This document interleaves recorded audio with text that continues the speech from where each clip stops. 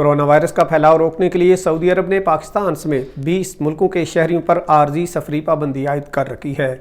ان ملکوں کے وہ شہری جو مملکت میں موجود ہیں ان پر اپنے ملک کے سفر پر تو کوئی پابندی عائد نہیں، تاہم مملکت آنے والوں کے لیے حتمی تاریخ کا اعلان ہونا ابھی باقی ہے۔ حکومت کی جانب سے ابشر اکاؤنٹ پر یہ سہولت فراہم کی گئی ہے کہ وہ تارکین جو بیرون ملک گئے ہوئے ہیں اور ان کے خروج و عودہ یا اقامے کی مدت ختم ہونے کے قریب ہے، اقامے یا خروج و عودہ کی مدت میں توسیع ابشر اکاؤنٹ سے کی جا سکے گی، تاہم اس کے لیے مطلوبہ مدت کی فیس ادا کرنا ہوگی۔ واضح رہے کہ کارکنوں کے خروج و عودہ اور اقامہ کی مدت میں توسیع آجر کے ابشر یا مقیم اکاؤنٹ سے ہی کی جا سکتی ہے۔